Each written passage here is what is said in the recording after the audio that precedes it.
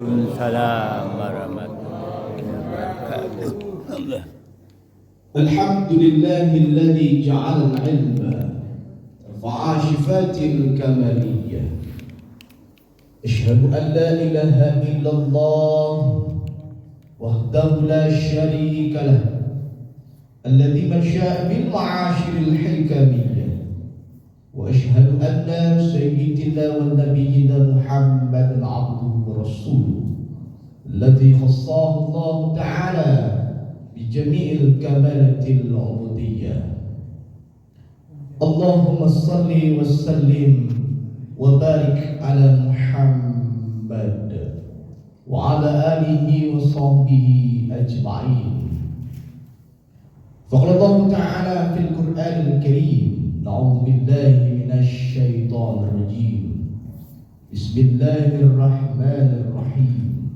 من جاء بالحسنة فله عشر أمثالها ومن جاء بالسيئة فلا يجزى إلا مثلها وهم لا يظلمون. صدق الله العظيم. Al-Mukarram, segenap pengurus Masjid Darul Jannah beserta jajaran-jajaran yang hadir pada subuh hari yang penuh dengan keberkahan ini, yang kita muliakan setinggi-tingginya imam-imam besar Masjid Surau Darul Jannah yang barusan mengimami sholat subuh kita secara berjemaah. Seterusnya yang Allah hormati, angku-angku yang bapak alim ulama jadi pandai, para guru, para labai yang hadir pada hari ini, tokoh agama, tokoh adat, tokoh masyarakat, sahibul wilayah, kuado ketua RT, ketua RW yang hadir subuh ini, Allah hormati. Ibu bundokan umumnya lah jamaah subuh yang tidak bisa musafir namanya cie-cie. Insya Allah hadirnya kita di masjid ini menghapuskan segala dosa-dosa dan kesalahan kita. Insya Allah Bapak Ibu kita semua ini sudah dicatat sebagai calon penghuni surga Allah Subhanahu wa Ta'ala. Bapak Ibu yang terhormat, senantiasa kita tingkatkan syukur kehadirat Allah Subhanahu wa Ta'ala. Alhamdulillah, kita masih diberikan nikmat serta karunia yang besar dari Allah Subhanahu wa Ta'ala. Walaupun kondisi di antara kita waduh yang sedang sakit-sakit, ada pindang dan sedang takang, asam urat dan kampung. Tapi lain ibu juga masa jiwa, itu tidak bu. Alhamdulillah, banyak juga kawan dan kampung asam urat tidak bisa berjalan, tidak bisa datang ke masjid. Jadi bapak dan ibu istiqomah, selagi Allah beri kemampuan kepada kita, dekatkanlah selalu diri kita kepada Allah Subhanahu wa Ta'ala dalam membuktikan bahwa kita adalah orang-orang yang bersyukur, hamba-hamba yang bersyukur. Kalau hanya sekedar lisan Bapak Ibu, alhamdulillah, semua orang bisa mengucapkannya, Pak. Tapi ketika lisan itu dibuktikan dengan perbuatan sehari-hari, ini persoalan kita. Banyak orang yang tak mampu melaksanakannya. Kemudian salawat dan salam buat Nabi besar kita Muhammad sallallahu alaihi wasallam, dengan untaian kata Allahumma salli ala Muhammad wa ala ali Muhammad. Beliau yang telah berhasil mengangkat derajat umat manusia dari lembah-lembah kekafiran, kemunafikan, kezaliman, kemaksiatan, kebodohan. Rasulullah angkat, Pak. Rasulullah perjuangkan sampai Rasul itu mandi darah. Bagalimang paduh. Demi apa? Demi syiarnya agama Islam ini. Demikiannya kalimat la ilaha illallah, yang dengan kalimat itu nanti kita berharap di akhir kehidupan kita mampu kita mengucapkannya. Jadi ibu bapak, ambo berpesan terkait kalimat la ilaha illallah tadi pak. Kenapa ambo berpesan? Kalau ada keluarga itu yang sedang payah bu, yang sedang payah pak, yang sedang sakaratul maut, kata Nabi, ini dalam rangka untuk mampu mengucapkan kalimat la ilaha illallah. Kecil Nabi lakukan dua hal. Bapak ibu, dua hal saja. Jangan tunggu ustaz di masjid untuk melakukan dua hal ini. Jangan tunggu orang-orang siap bapak ibu. Kenapa? Ketika kita mencari orang siap, mencari ustaz-ustaz di masjid, kadang tidak di tempat. Keluarga apa yang lupa? Dia sedang meminta pertolongan kepada awak, maka awak bisa melakukan membantunya. Apa itu? Lakin mautakum la ilaha illallah. Kita sebagai keluarganya bapak ibu bisa bimbing yang mengucapkan kalimat la ilaha illallah. Bacakan ke telinga kanannya, bacaan tu la ilaha illallah. Biar dulu bu, dicernanya pak. Biarkan dia mencernanya, ditambah lo cek lain, biar dulu pak. Kalau ada yang meratuk, kalau ada yang menangis, kedua dulu. Jangan ada kata-kata yang lain selain dari kalimat. Kenapa? Karena kalau ada kata-kata yang lain terang ada beliau pak, susah mengucapkan. Ulang gak jauh, la ilaha illallah. Bapak ibu yang terhormat, ingat, orang yang sedang sakaratul maut itu ada kalanya tangan dikunci, kaki dikunci oleh Allah, matanya dikunci. Hanya satu tujuan saja yang dia lihat pak, dan lisannya dikunci oleh Allah sehingga dia tidak mampu mengucapkannya la saja. Maka lakukanlah yang kedua, iqra'u ala mautaku yasin. Itu yang dilakukan ibu, bacakan yasin kata ibu. Kenapa kita membacakan yasin pak? Karena ada satu yang tidak dikunci oleh Allah. Apa itu? Telinga. Wa idza quri'al Qur'an fastami'u lahu wa ansitu la'allakum turhamun. Apabila dibacakan Al-Quran, diamlah, simaklah, dengarlah, la'allakum turhamun. Mudah-mudahan mendapatkan rahmat. Rahmat itu secara definisi sederhananya bapak ibu surga. Jadi orang yang sedang sakaratul maut, ketika malaikat mencabut nyawanya, telinganya kita hantarkan dengan kalimat yasin, dengan bacaan yasin, la'allakum turhamun. Kita berharap dia mendapatkan surganya Allah Subhanahu wa taala. Jadi pak, ashabul kahfi bu, dia datangkan tu ibu kan? Ashabul kahfi itu bu, babu lah muwana lalu itu pak. 309 tahun pak. Batu pak.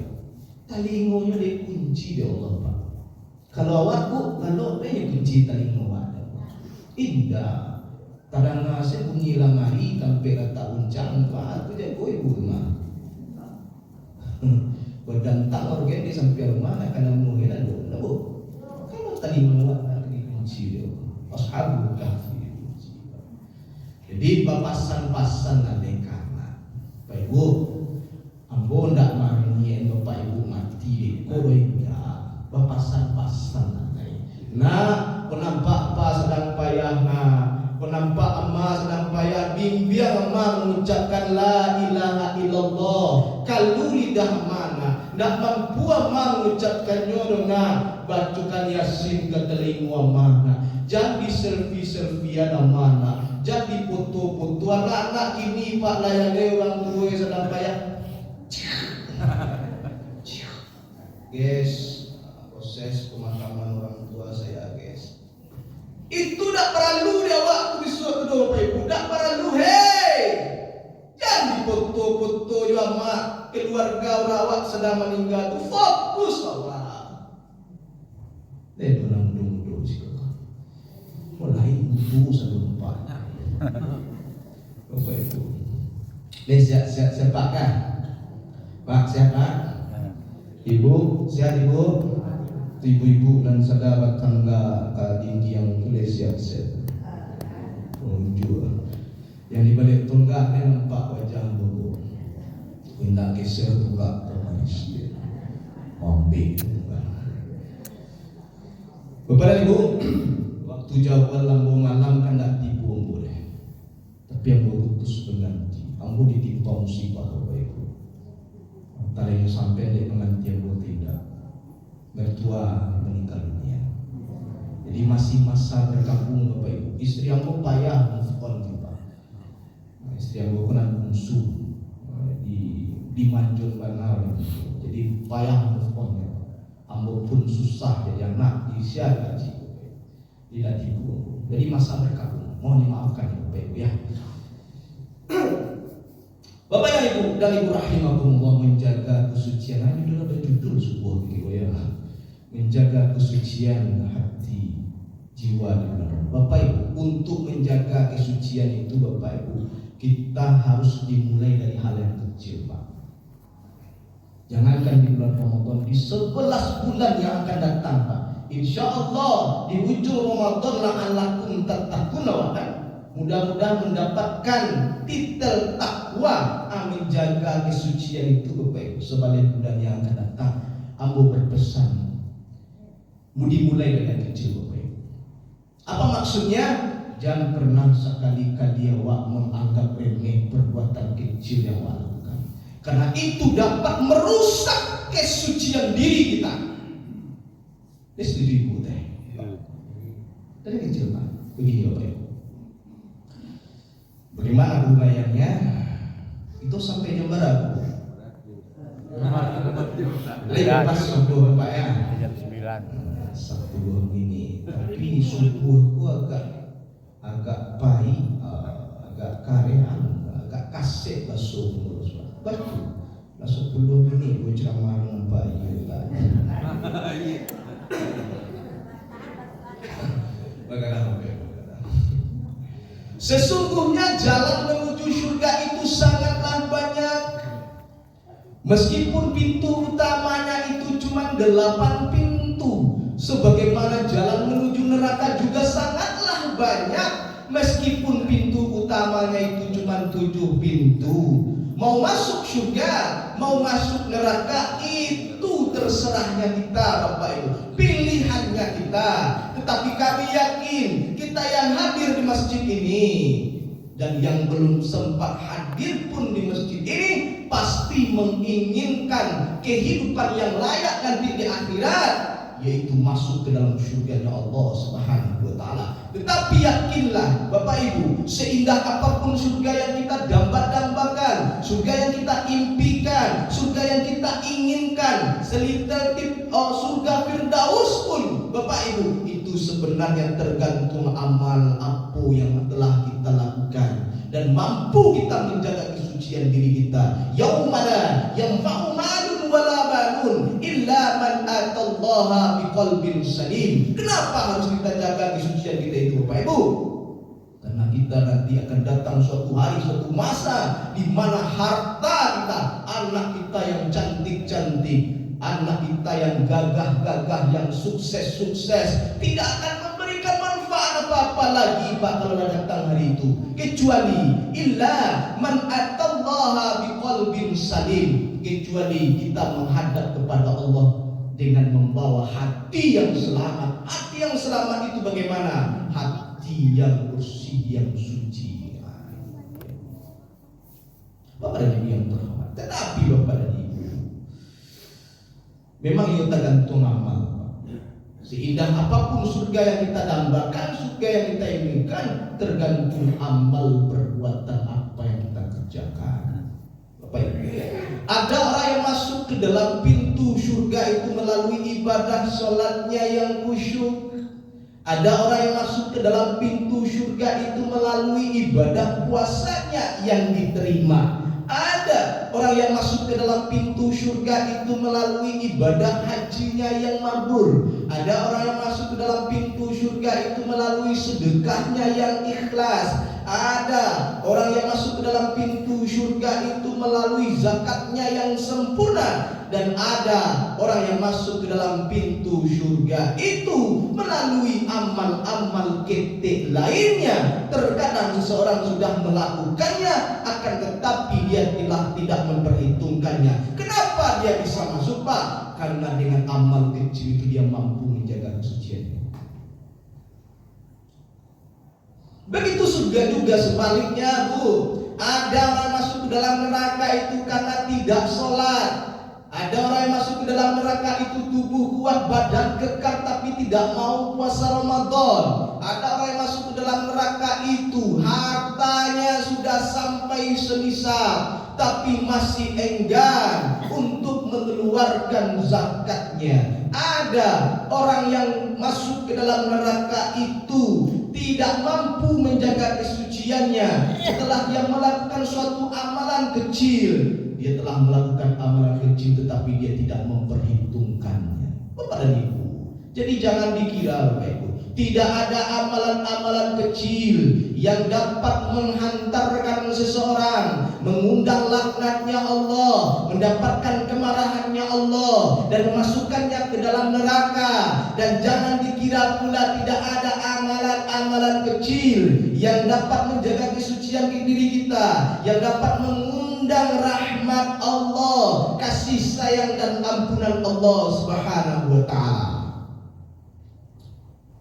Terkadang Bapak Ibu, kita sudah melakukan suatu amalan ketik di hadapan awaknya Bapak Ibu, padahal itu merupakan suatu sarana untuk mensucikan diri kita dan memasukkannya kita menghantarkan kita untuk mendapatkan tiket masuk ke dalam surganya Allah Subhanahu wa ta'ala. Dalam sebuah hadis, Rasulullah Muhammad sallallahu alaihi wasallam bersabda, Bismillahirrahmanirrahim. Bainama rajulun yamshi bi tariqin istata'a 'ala al-atas wa wajada bi'ara fa nazala fiha fa shariba thumma raqiya fa idza qalbun yarhas yaqulu sam'a min al-'atash fa qala ar-rajulun laqad balagha hadha kalama min al-'arsh bismillah qad balagha minni fa nazala bi'ara fa mala'u fahma thumma amsakahu bi famihi thumma raqiya fa shaqqa qalba fa syakara Allah wala ya Rasulullah idrana fil baha'il al-ajr wala fi kulli qabtin rasulil ajr. Sewaktu-waktu Bapak Ibu, ada seorang laki-laki yang sedang melakukan perjalanannya, lalu tiba-tiba di tengah perjalanannya itu dia merasakan kehausan. Dia berjumpa dengan sebuah sumur, diminum air padanya. Kemudian dia melanjutkan perjalanannya. Tiba-tiba di tengah perjalanannya dia menemukan seekor wawau, seekor anjing yang sedang menjilat-jilat tanah kena kehausan. Timbul rasa hibah di dalam hatinya, belas kasihan di dalam jiwa dan pikirannya. Takkan ayo semua tadi, balik dia ke sumur itu, turun dia ke dasar sumur itu, diciduknya air sumur itu dengan sepatunya, digigit sepatunya tadi, seraya dia naik ke atas. Sesampai di atas, disuguhkan air yang ada di dalam sepatu itu terhadap anjing tersebut. Fasyakarallah, dalam hadis itu Allah berterima kasih kepadanya seraya berterima kasih anjing terhadapnya. Faghfaralahu, di dalam hadis yang lain kita baca Bapak Ibu, Allah ampunkan dosanya cuman gara-gara memberi minum seekor anjing. Bapak Ibu, terkadang Pak memang benar, binatang yang bernama anjing ini tidak semua orang menyukainya. Betul lah Bu? Apalagi ibu-ibu. Tapi yang mau yakin apa-apa di situ enggak, jangan syukur. Ketika anjing lewat di depan rumah kita Bu, singgah di perkarangan rumah kita nyobain setagak Bu, itu nyogawi-gawi badannya tanam antakan kali Bu, agak di halaman rumah ibu Pak, tanam batu. Mencari benda keras apapun, kadanglah kingking se. Bapak Ibu, terkadang juga tidak sedikit kita melihat orang-orang menggunakan nama anjing, memakai nama anjing kepada sesuatu hal yang buruk-buruk saja. Menggunakan nama anjing kepada sesuatu hal yang jelek-jelek saja. Mana buktinya? Ketika seseorang itu sedang marah, ketika seseorang itu sedang benci, ketika seseorang itu sedang dendam, ketika seseorang itu sedang berkelahi dengan orang lain, disebutkan nama anjing di depan wajahnya. Begitu hinanya anjing di hadapan manusia. Tetapi ketahuilah Bapak dan Ibu, walaupun begitu hinanya anjing di hadapan manusia, ketika anjing itu dalam kesulitan, ketika anjing itu dalam kehausan, ada saja seseorang yang mau membantunya, seseorang yang mau menolongnya, memberikan minum terhadap anjing tersebut. Lepas dahaganya, segar badannya, kuat tubuhnya, Allah ampunkan dosanya. Kepada Ibu. Tapi Ibu, dia nak tekan doa Ibu deh. Nak lihat banyak nama kumpa.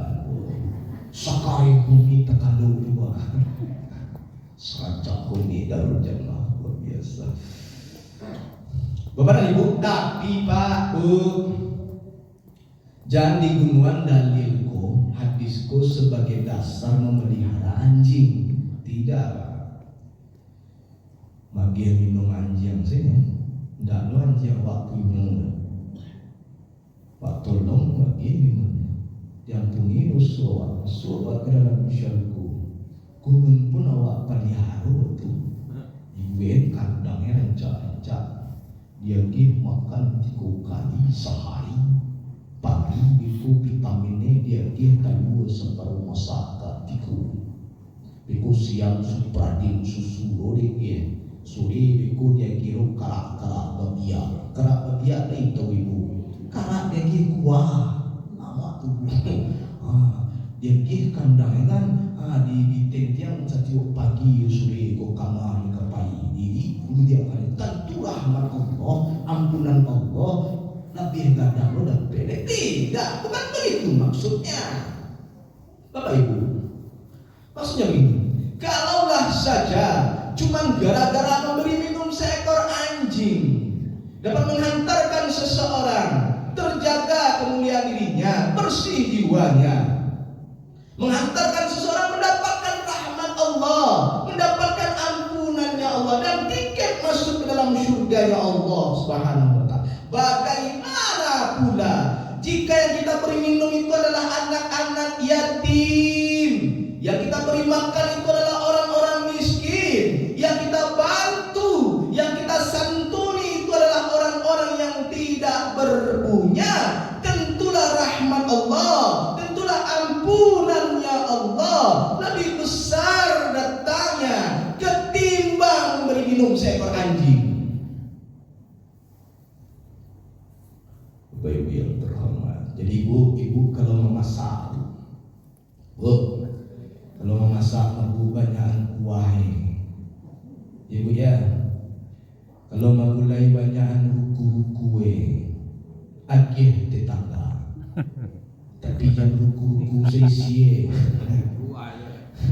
Itu dapat menjaga kesucian. Semakin rajin wak membeli Bapak Ibu, yakinlah jiwa waktu semakin tenang. Terjaga kesucian wak, yakinlah Bapak Ibu.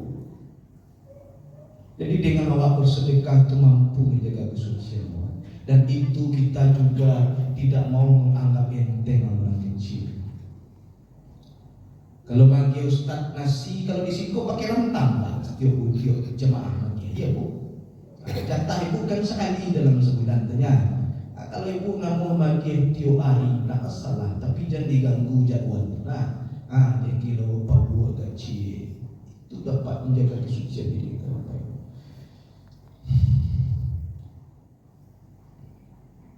Lalu 22 menit.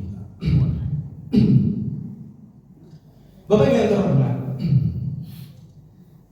begitu juga sebaliknya, ada orang yang tidak mampu menjaga kesucian dirinya dengan amalan-amalan kecil. Ada orang yang masuk ke dalam neraka itu tidak mau, bukan karena dia tidak sholat. Dia sholat Bapak Ibu. Bukan karena dia tidak puasa. Dia puasa. Bukan karena dia tidak haji. Oh, udah 3 kali haji.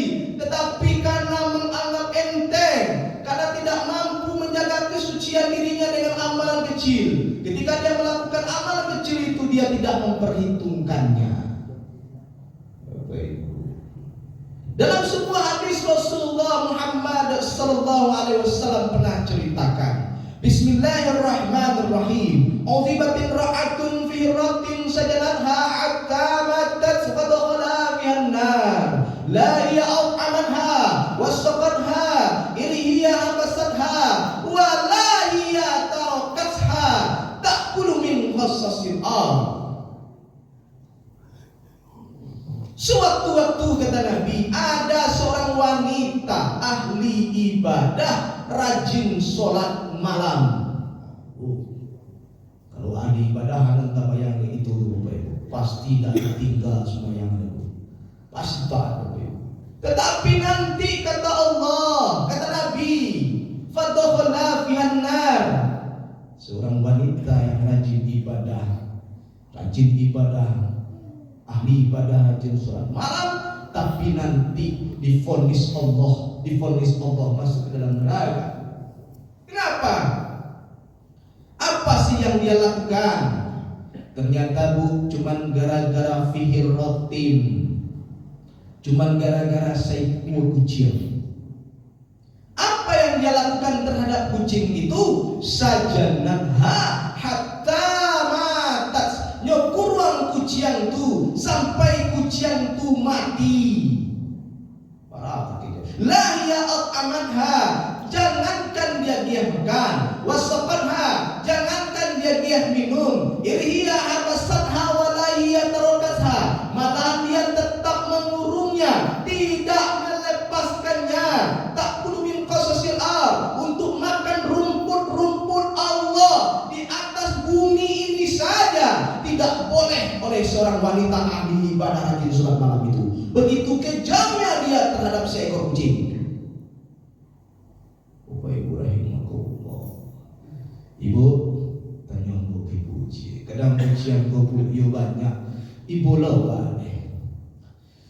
Banyak sering menjadi korban kekerasan oleh manusia. Betul tak Bu? Ya Pak. Apalagi Pak kalau ada kucing guntiang Bang. Ini tak kucing awak, tak peliharaan awak, tapi nyo lansir rumah awak. Baca lo menangkah itu. Atu dipantau-pantau di orang punya rumah mbak, boleh ibu-ibu. Iko jangan iko nyo baranak di tengah rumah. Iya Bu. Itu pasu lansir Bu. Inyo tu Bu apa? Ndak doge lagi itu. Kalau pernah awak mencari induk kucing, bapak kucing, induk kucing, sedang kucing, bapak kucing berjalan berburu. Tinggal seseorang itu mampu, tinggal dia lagi, padahal dulu berjanji saya sama tim. Kau supaya tak akan tu ibu lagi urus dia. Pagi sesak nak kabaran nampak. Kemakan dia don lagi dah besu, pun dibawa ke bidan cici ke PJS tanu. Terpasulah mencari-cari sudui dapur rumah ibu, sudui kolong-kolong dapur ibu. Kok aduh, alamu itu kayak buruk-buruk dan terserak-serak. Di situ jadi juga aduh karton-karton dan buruk dan terserak leak-leak di kolong dapur ibu jadi. Di situ beranak jadi. Di pancalah batas lasasok nak beranak di situ. Mulai ujian tiga sampai Bapak Ibu, katikulah sudah beranak. Keluar ibu kucing tadi nampak orang punya rumah tu lah mulai dah kaji anak kepes baru ya 5 beranak tadi lah keresok. Abang ibu-ibu pun akan dengar cari lupa. Siapa mencari Pak itu tunggu awak pulang kerja sore Pak. Pulang awak kerja sore pak jam kan air minum nang karape tugas nang tambah. Pak ujian nang buntiang alang silansir batang mapala kempes baru itu baama yo cari lo pak jangan beranak di tengah rumah baku bantu itu mayulah tak kau dek mama pak kau dapat serak-serakan kucing di tengah rumah beku bercerak-serak kalau mana tak kau mama dek bau lupa ugang karayu pak carilah tu pak dek awak sayang karena rumah pak ini pak ya sayang karena rumah pak Pak Madu dong jauh.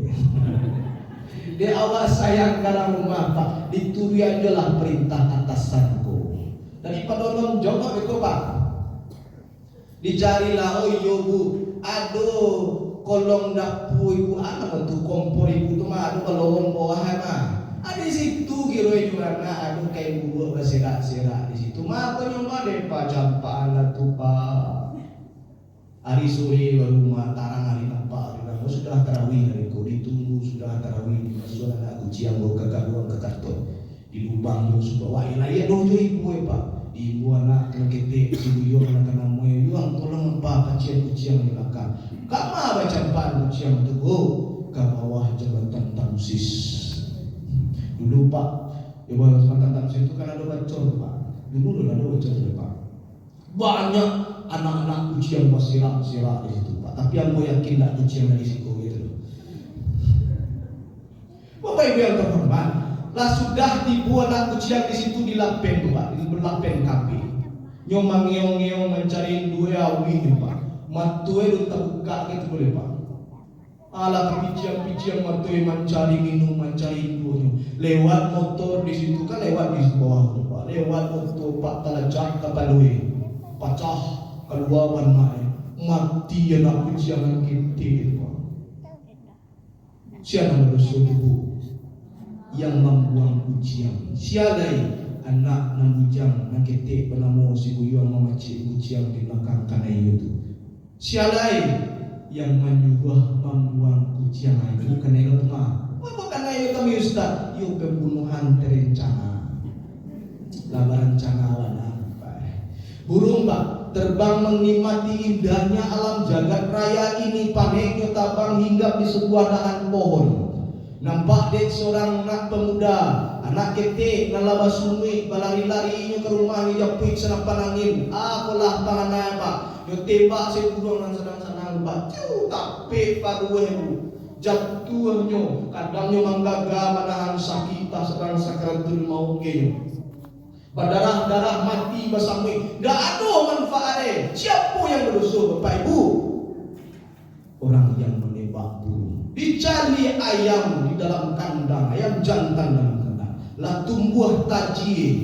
kalau di pasisir namanya taji ada tumbuh di kaki Pak kalau di padang namanya Pak ayam jantan Pak ayam jantan tumbuh seketik pasisir taji namanya sama Pak itu tanda ayam nggak bisa dibawa ke galanggang dicarilah lawannya diadulah model di TV One Pride itu apa cakap-cakap tak uang pak berdarah-darah karena lantak kulai-kulai saya melintas Bapak Ibu siapa berdosa yang madu ayam yang menonton madu ayam yang mengajuan arena untuk madu ayam kan Bapak Ibu aktivitas-aktivitas kecil seperti itu dapat merusak kesucian kita. Jangan anggap penting amalan kecil itu. Karena dapat menghancurkan, mengotori jiwa kita. Bapak dan Ibu yang terhormat, hari dan jam 6 lewat seperempat kita singkir saja. Kesimpulannya dalam hadis yang ini, kalaulah saja cuman gara-gara menyakiti seekor binatang dapat menghantarkan seseorang mendapatkan laknatnya Allah, mendapatkan kemarahannya Allah dan memasukkannya ke dalam neraka. Bagaimana pula jika yang kita sakiti itu adalah makhluk, yang kita sakiti itu adalah makhluk berwujud manusia, yang kita sakiti itu manusia yang seiman dan seislam dengan kita, manusia yang sama-sama memiliki kewajiban untuk melaksanakan sholat sama dengan kita, yang kita sakiti itu manusia yang sama-sama memiliki kewajiban untuk menunaikan zakat sama dengan kita,